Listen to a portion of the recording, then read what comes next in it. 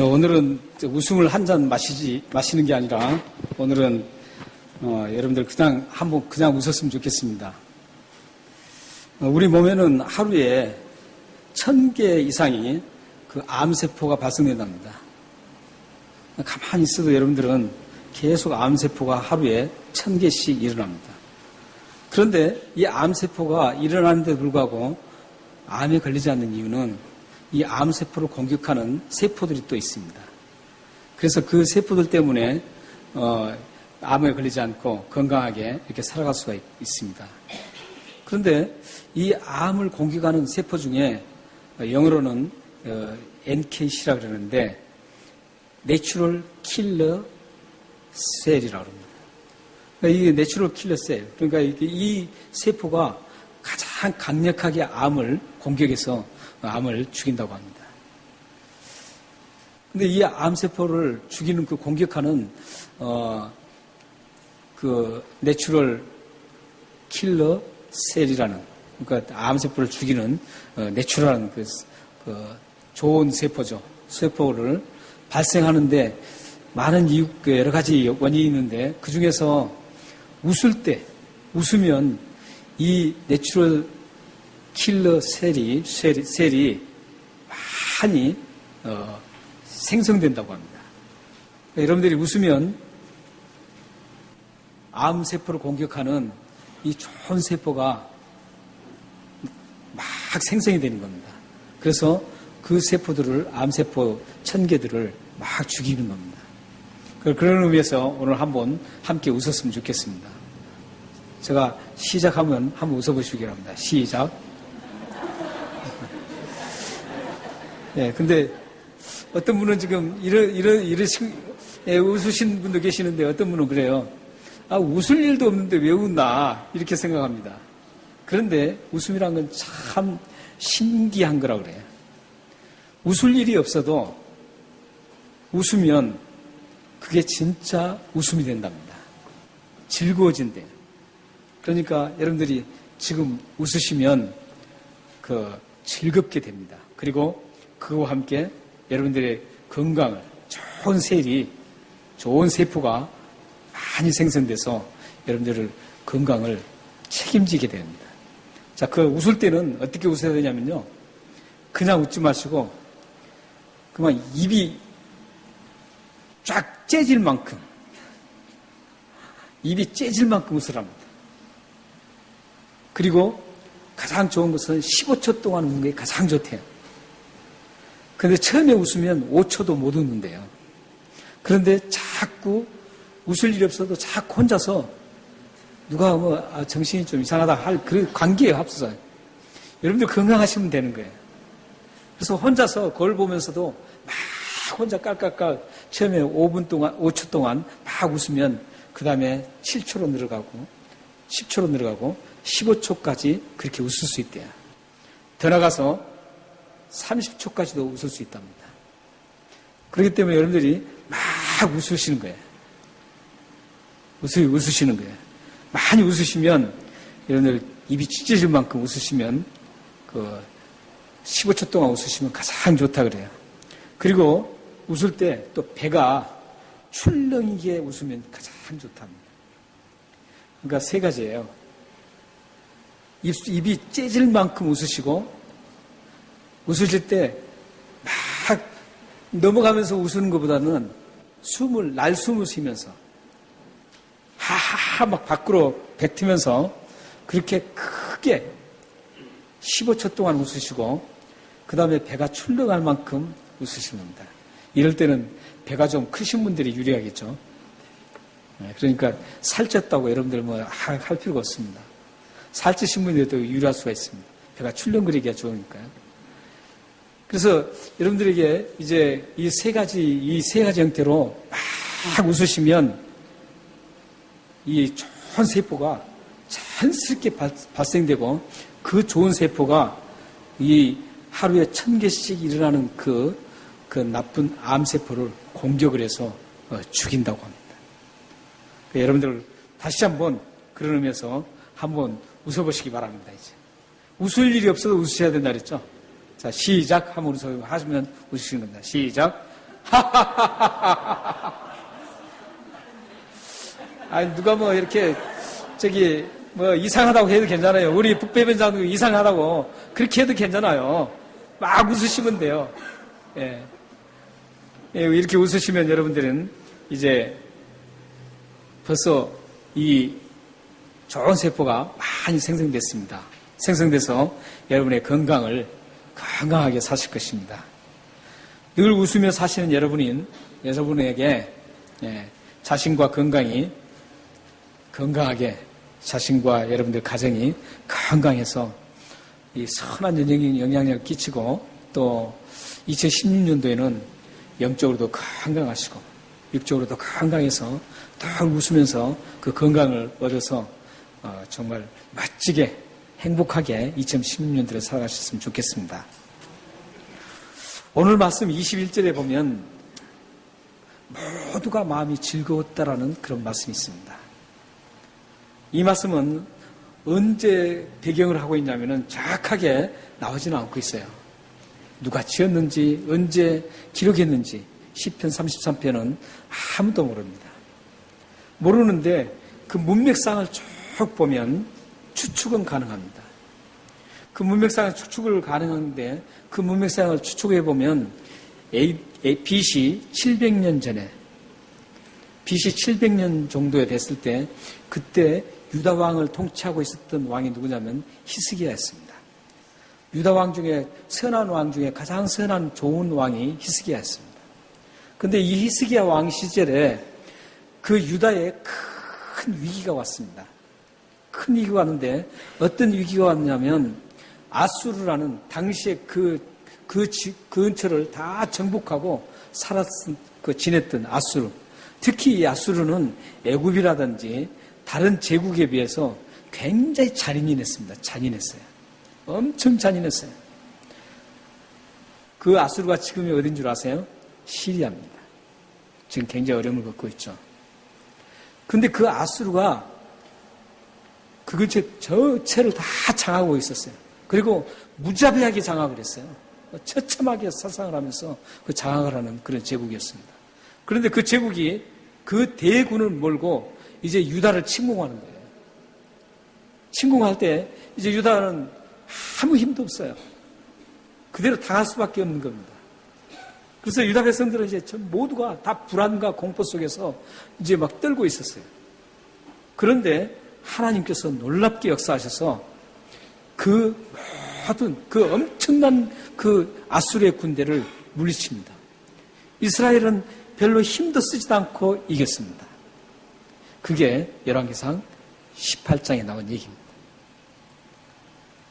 그때 그 공포에 질려서 죽음의 공포에 질려서 이제 죽을 수밖에 없었다라고 그렇게 하고 있었던 그 유다 백성들에게 이제 그 하나님의 엄청난 능력과 하나님의 살아계신 하나님의 그 구원함을 얻고 찬송했던 게 바로 오늘 33장이라는 겁니다. 근데 이게 확실하진 않습니다. 그런데 그럴 가능성이 가장 많습니다. 그런 배경을 가지고 있는 게 오늘 우리가 나눌 그 말씀이에요. 근데 그 말씀에 이제 그 전쟁으로 공포에서 이제 승리하고 막 기쁜 거예요. 너무 기뻐요. 자기들이 별로 한 것도 없이 그 엄청난 대군, 그 잔인한 아수르군을 깨끗하게 물리치는 그 하나님의 능력을 보면서 얼마나 즐거웠는지 몰라요. 그래서 그들 마음속에 21절에 나온 것처럼 마음속에 그 즐거움이 가득하게 넘쳐서 하나님 앞에 감사하면서 찬송하고 있는 거예요.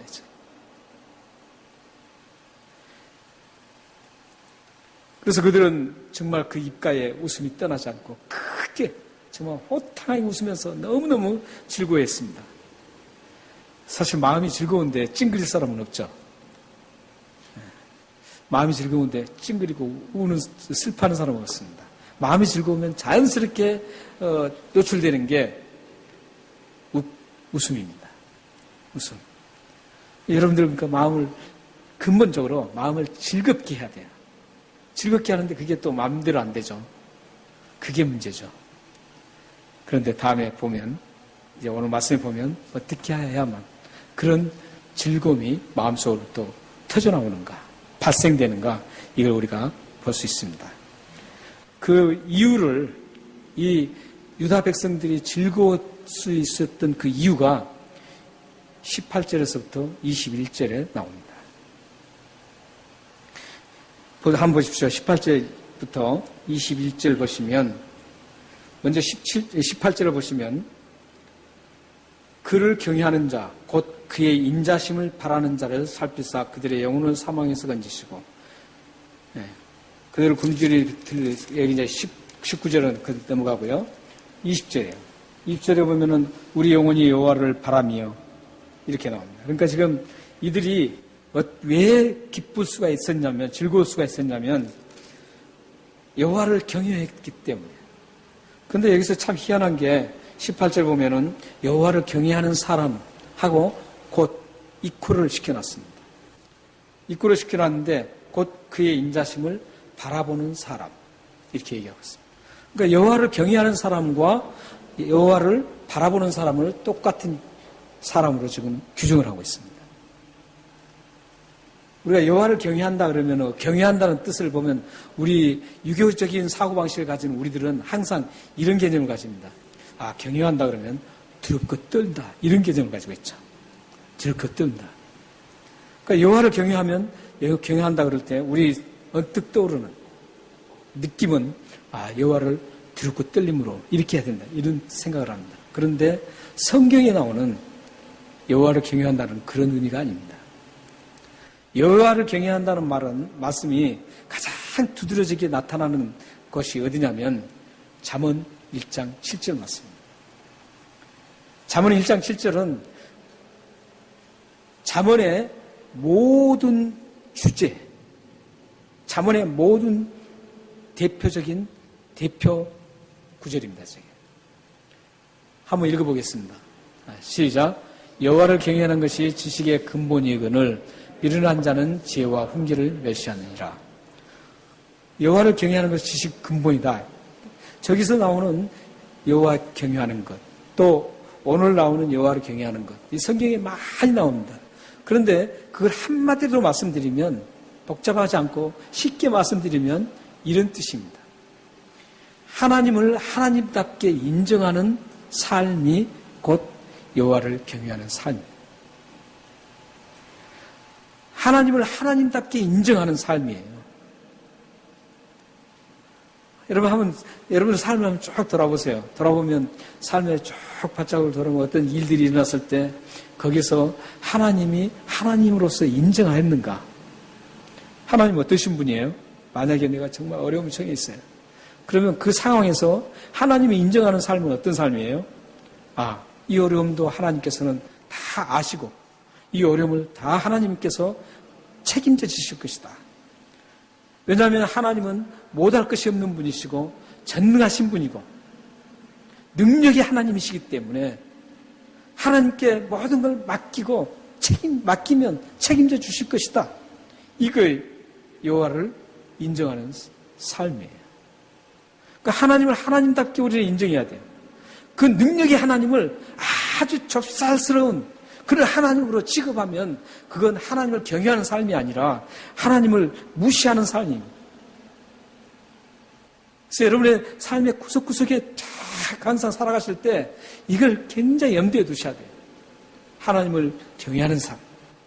모든 것, 나의 삶은 다 철저하게 다 하나님 앞에, 하나님께 놓여 있다. 하나님이 다 책임졌을 수 있다. 이런 삶을 살아가셔야 되는 거죠. 자녀 문제, 여러분들 살아가면서 여러 가지 문제들, 이런 문제들 모두를 다 하나님 앞에 맡기고 인정하고 사시면 하나님은 그 믿음을 보시고 아름답게 하나님의 방법으로 아름답게 그걸 책임져 주십니다. 그리고 이렇게 하나님의 우리가 즐거움이 우리들의 마음속에도 우리들의 마음속에 즐거움이 일어나려면 이렇게 하나님을 경외해야 됩니다. 하나님을 하나님답게 인정해야 됩니다. 그리고 또 뭐예요? 하나님을 바라보라는 거죠. 하나님을 바라보는 사람. 하나님을 바라보는 사람은 그 마음속에 즐거움이 일어나게 되어 있습니다. 즐거움이 일어나면 웃게 되어 있고 하나님을 바라봐야 됩니다. 세상을 바라보면 우리는 참 힘들어요.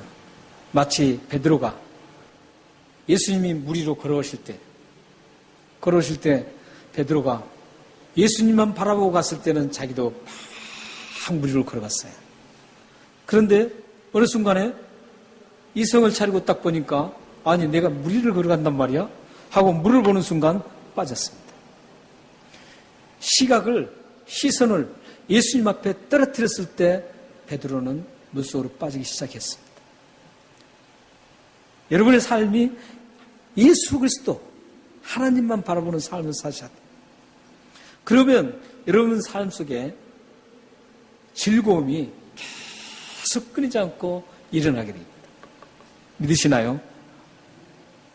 그리고 21절 보세요. 21절 보면 하나님의 성호를 의지하는 자, 그 사람이 또한 마음에 즐겁다는 거죠. 그러니까 여러분들이 나 마음 즐거워야 되겠어. 즐겁고 싶어 하면서 아무리 즐거운 것을 찾으려고 해도 실질적으로 마음속에는 잘 안 돼요. 환경도 안 돼요. 그런데 놀랍게 하나님을 경외하고 하나님을 바라보고 하나님을 하나님답게 인정하고 하나님만 바라보고 또 하나님의 하실 모든 일들을 다 하실 것이라는 것을 믿음을 가지고 의지하면 놀랍게도 나도 모르게 마음속에서 뭐가 일어나요? 즐거움이 막 발생된다는 거죠. 그래서 여러분들은 즐겁게 웃으면서 행복하게 살아갈 수 있다는 겁니다. 여러분들이 아무리 내가 웃고 또 마음속에 즐거움을 가지려고 해도 안 됩니다. 방법은 하나님답게 인정하는 삶, 하나님을 바라보는 삶, 하나님을 의지하는 삶을 살면 여러분들이 자연스럽게 여러분들이 어떤 내 마음속에 기쁨을 제거하고 싶어도 제거가 안 됩니다. 그 속에서 기쁨이 가득하게 즐거움이 일어나게 됩니다. 그래서 여러분 삶에 이런 놀라운 경험이 있기를 바랍니다. 이렇게 하나님께서 즐거움을 주시게 된 이유가 있죠. 하나님을 경외하고 하나님을 바라보고 하나님을 의지하면 일어나는 일들이 있기 때문에 그래요. 그냥 우리 마음속에 기쁨이 막 나타나는 게 아니에요. 그렇게 하나님을 바라보고 경외하고 의지하면 자연스럽게 이루어지는 일들이 일어납니다. 그 일들이 일어나는데 한번 보세요. 18절에서는 보살핀다 그래요. 하나님께서. 살피시다 그러죠. 모든 것을 보살펴 주시는 거예요. 살펴주시는 거예요. 그리고 19절에서는 영혼을 사망에서 건져주십니다. 여러분의 영혼이 피폐해져도 하나님을 바라보고 하나님을 하나님답게 인정하고 또 하나님을 의지하면 어느새 여러분의 영혼이 굉장히 풍성해져요. 그래서 그 영혼이 사망에서 하나님께서 건져줍니다. 그렇기 때문에 자연스럽게 마음에 기쁨이 발생할 수밖에 없습니다. 그리고 굶주릴 때에 살리신다는 겁니다. 아까 제가 말씀드렸었죠.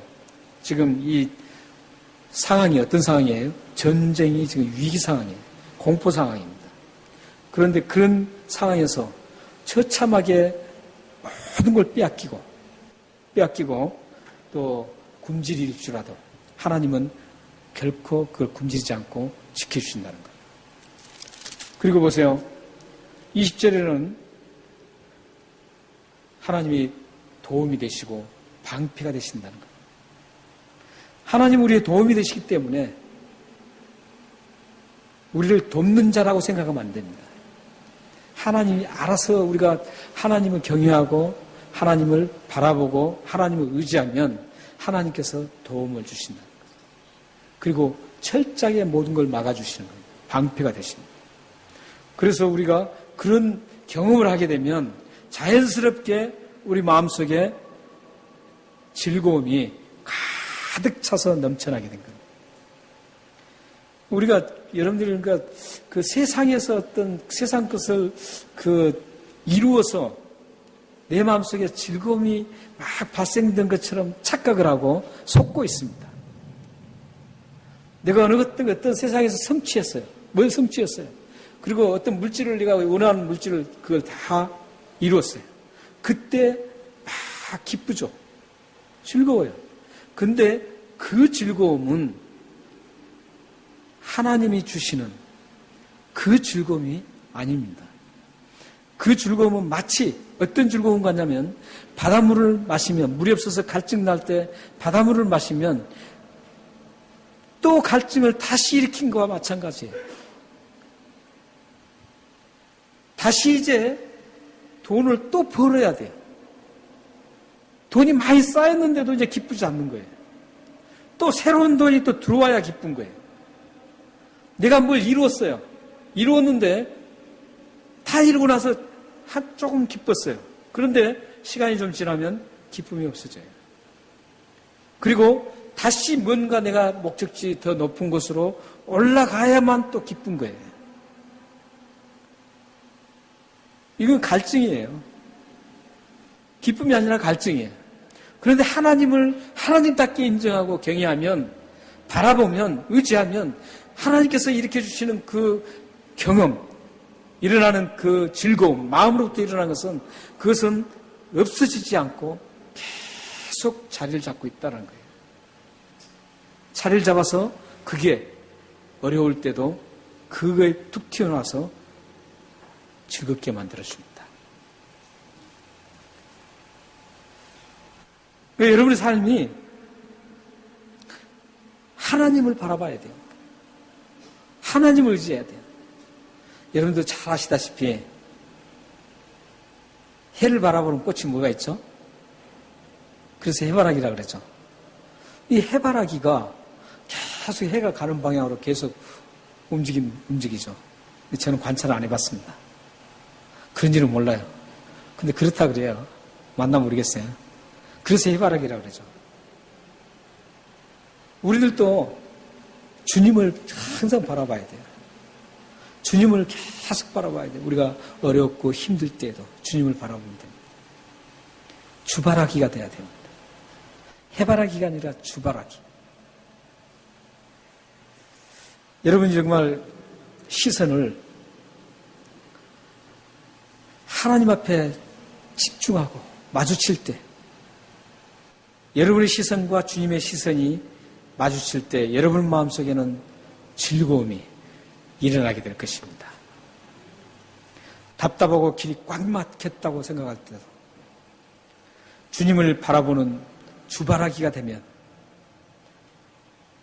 여러분 마음속에 즐거움이 넘치게 될 것입니다. 여러분의 집중된 시선을 하나님은 외면하지 않습니다. 그리고 그 길을 열어주시고 여러분의 모든 문제를 하나님은 풀어주실 것입니다. 그런데 우리는 여기서 꼭 생각하고 넘어가야 할 한 가지가 있습니다. 한 가지가 있는데 지금 이제 하나님을 바라보고 하나님을 하나님답게 인정하고 하나님을 의지해서 우리 속에 기쁨이 가득해요. 근데 그 기쁨이 어디로부터 왔느냐를, 그 출처를 확실하게 아셔야 됩니다. 그 출처에 따라서 여러분의 기쁨이 영원히 간직될 수 있고, 제가 말씀드린 것처럼 바닷물을 마신 것처럼 갈증일 수 있고 그렇습니다. 출처가 세상으로부터 얻어진 그런 즐거움이었다면 그것은 갈증이지만, 이 출처가 하나님으로부터 왔다면 그 즐거움은 갈증이 아니라 영원히 지속되는 겁니다. 평안도 그랬죠. 평안도 예수님이 부활하시고 나서 두렵고 떨고 있는 그 제자들에게 나타나노라 딱 했습니다. 그러면서 뭐라 그랬어요? 이 평안은 세상에 주는 평안이 아니라는 거죠. 내가 주는 평안은 영원한 평안이라는 거예요. 마찬가지로 우리 마음속에 하나님으로부터 흘러나오는, 그래서 그 하나님이 가지고 계시는 그 즐거움과 웃음이 우리 속으로 흘려서 스며들면 어떻게 될까요? 그 즐거움과 웃음은 사라지는 것이 아닙니다. 꼭 있어요. 잠겨 있어요. 어떤 순간에 세상의 어떤 크나큰 것으로 인해서 잠시 가두어질 수 있고 또 억눌릴 수 있지만 조금만 지나면 하나님이 주시는 그 즐거움과 웃음은 큰 생명력이 있기 때문에 그 어떤 것도 다 뚫고 나오신다는 것이죠. 그래서 다시 기쁨을 되살리고 하고 즐거움을 되살리기 위해서 우리를 웃게 만드신다는 겁니다. 그러니까 출처가 하나님으로부터 오는 것이었어요. 그러기 위해서는 우리가 어떻게 해야 될까요? 하나님을 즐겁게 해드려야 되는 거죠. 하나님을 즐겁게 해드려야 돼요. 하나님을 즐겁게 해드린다는 게 뭘까요? 하나님을 하나님답게 인정하는 거예요. 하나님을 바라보는 거예요. 하나님을 나의 모든 것을 다 맡기는, 의지하는 거예요. 이게 하나님을 즐겁게 하는 겁니다. 여러분들 봉사 같은 거 다 중요해요. 헌금도 중요해요. 기도 많이 하는 것도 중요해요. 찬송 열심히 하는 것도 중요합니다. 그러나 그 찬송을 열심히 하고 기도를 열심히 하는데 어떤 분은 이게 내가 기도를 하는데 정말 하나님을 바라보는 게 아니라 그 본질만 바라보고 기도하는 분들이 있어요. 겉으로는 하나님 도와주십시오 하시면서도 실질적으로 그걸 보면은 하나님을 하나에 이용하는, 진짜 하나님을 바라보는 그런 게 아니라 하나님을 나를 도우는 그런 하나의 도구로만 생각할 때가 있습니다. 네, 여러분들에게 이제 살아가실 때 하나님을 경외하고 하나님을 바라보시고 모든 걸 믿음으로 의지하십시오. 어떤 문제 앞에서도 다 하나님을 철저하게 바라보시고 철저하게 의지하시고 철저하게 하나님을 하나님답게 인정하면서 여러분들이 가시면 하나님으로부터 즐거운 우리 마음속에 즐거움이 일어날 수 있도록 하나님으로부터 그 하나님의 즐거움이 우리 속에 깊이 스며들 것입니다. 그리고 우리 속에 그 하나님의 즐거움이, 웃음이 우리 속에 가득 담기게 될 것입니다. 이렇게 스며드는 법칙이 성경에 나와 있습니다. 자연스럽게 흘러오는 스며드는 법칙이 나오는데 마가복음 5장 24절에서 34절에 나옵니다. 거기 보면 여러분들 잘 아시는 사건입니다. 예수님이 이제 사람들이 가득한 곳에서 지금 병을 고치고 계세요. 병을 고치고 계시는데 12년 동안 혈류병을 앓았던 그 여인이 있었습니다. 이 혈류병은 지금 같으면 아주 악한 암입니다. 혈액암. 그래서 계속 출혈을 하는 거예요. 악한 그 종으로 인해서, 종으로 인해서 계속 피가 흐르는 겁니다. 그게 이제 여러 가지 요인이 있죠. 근데 이 혈류병에 12년 동안 고생을 했습니다. 누가복음에 보면은 그 혈류병 여인이 자기 그 혈류병을 낫기 위해서 다 재산까지도 다 시간과 재산을 다 드렸는데도 못 나왔습니다. 근데 레위기서에 보면 이 혈류병 든 사람을 어떻게 취급하냐면 부정한 사람으로 취급합니다. 부정한 사람이에요. 그래서 접근을 할 수 없는 사람이에요. 근데 이 여인이 아무도 모르게 왔겠죠.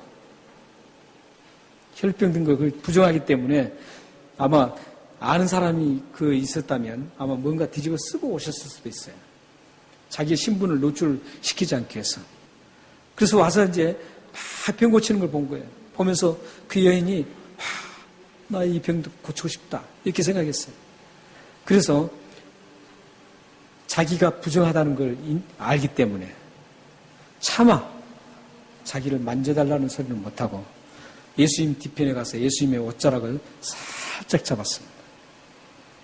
살짝 잡았어요. 아무도 모르게 옷자락을 슬며시 살짝 잡았는데 예수님이 그걸 아셨습니다. 예수님이 아시고 그 여인의 믿음을 보시고 구원을 주시고 그 병을 깨끗게 낫게 했습니다. 그러면서 하시는 말씀이 30절 말씀에 굉장히 중요한 말씀을 하십니다. 30절 보시면 한번 읽어볼까요? 예수께서 그 능력이 자기에게서 나간 줄을 곧 스스로 아시고 무리에게서 돌이켜 말씀하시되 누가 내 옷에 손을 대었느냐 하시니, 이게 지금 스며드는 법칙입니다. 예수님의 그 능력이 예수님의 옷자락을 조금 잡았는데도 불구하고 그 여인에게 스며들어서 그 여인이 깨끗하게 나았습니다.